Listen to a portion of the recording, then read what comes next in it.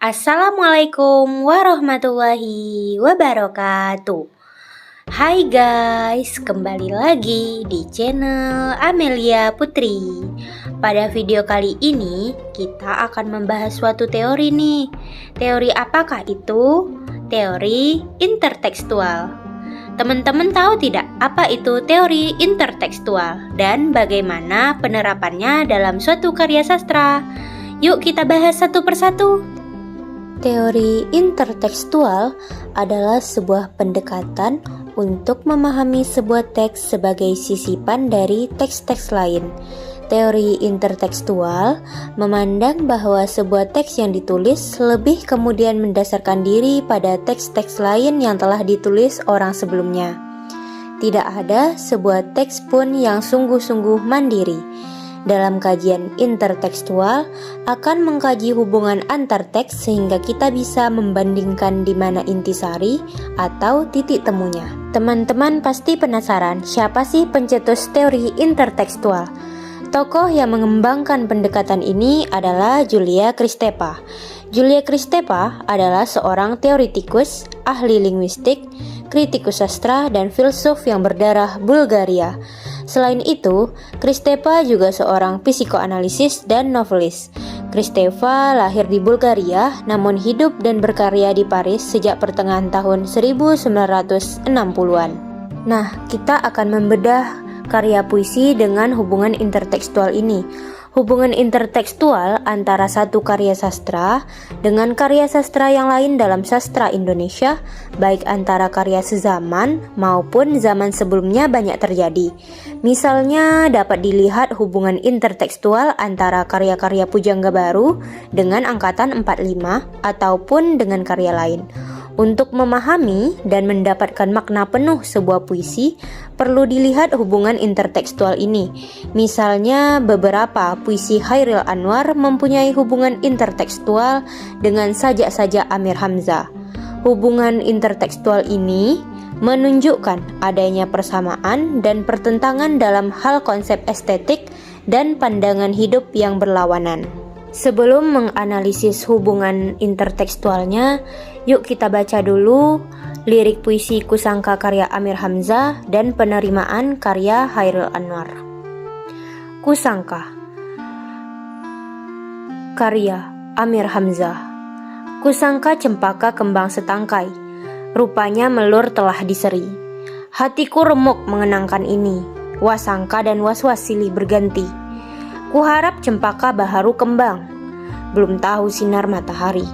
Rupanya teratai patah kelopak, dihinggapi kumbang berpuluh kali. Kupohonkan cempaka, harum mulah terserak, melati yang ada pandai tergelak. Mimpiku seroja terapung di paya, teratai putih awan angkasa. Rupanya mawar mengandung lumpur, kaca piring bunga renungan. Igawanku subuh, impianku malam.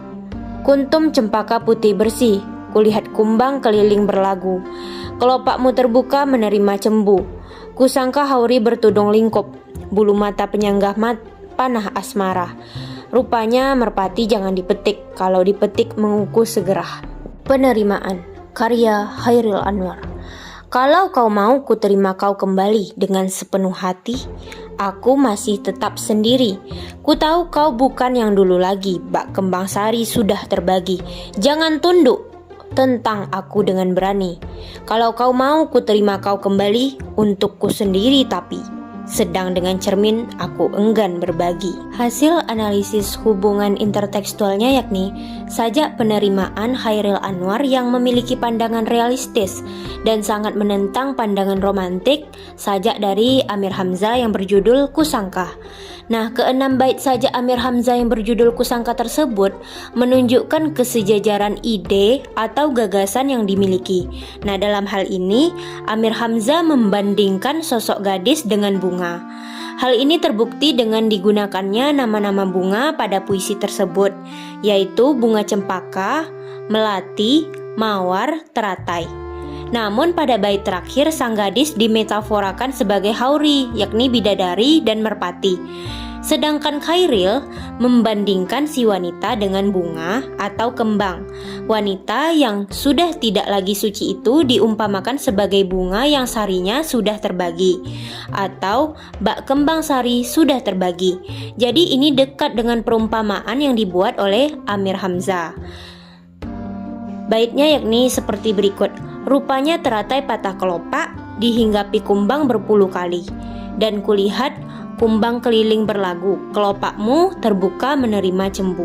Dari keenam bait sajak kusangka, dapatlah kita mengambil kesimpulan bahwa si aku mencintai gadis yang disangkanya masih suci, namun kenyataannya telah pernah dijamah atau direnggut kesuciannya oleh beberapa pria. Kemudian si aku hatinya remuk dan kecewa ketika mengingat semua itu, dan rasa prasangka serta was-was pun datang silih berganti. Dengan demikian si aku tidak berkeinginan lagi untuk mengambil sang gadis yang sudah tidak suci lagi itu untuk menjadi kekasihnya, sebab ia akan kena kuku merpati itu. Nah, kesimpulan isi sajak tersebut sangat berlawanan dengan kesimpulan isi sajak dari Chairil Anwar yang berjudul Penerimaan, yaitu dalam hal menanggapi gadis atau wanita yang sudah tidak suci lagi. Dalam sajak penerimaan dapat kita ambil kesimpulan bahwa si aku mau menerima si wanita kembali dengan sepenuh hati, sebab si aku masih sendiri dan juga masih mencintai si gadis yang telah meninggalkan si aku tersebut. Meskipun si aku tahu bahwa si wanita sudah tidak seperti dulu lagi, yakni sudah pernah dijamah oleh laki-laki lain selain si aku. Hal tersebut tidak menjadikan si aku merasa keberatan. Bahkan, si wanita tidak perlu merasa malu ataupun takut menghadapi si aku. Akan tetapi si aku kembali menegaskan bahwa ia mau menerima si wanita kembali, tapi mutlak hanya untuk si aku saja si wanita tersebut. Sebab ia tak ingin berbagi lagi dengan laki-laki lain maupun dengan cermin. Setelah menganalisis dua sajak ini menggunakan teori intertekstual, dapat ditarik kesimpulan bahwa sajak Chairil Anwar yang berjudul Penerimaan merupakan tentangan terhadap sajak Amir Hamzah yang berjudul Kusangka.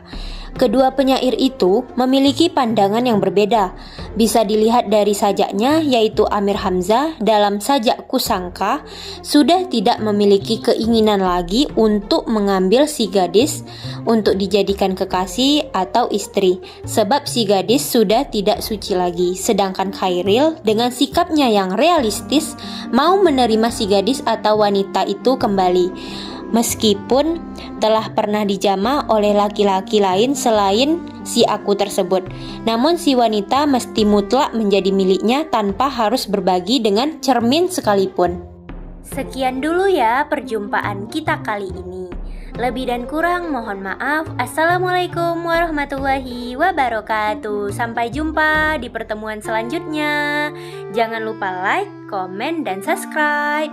Bye-bye.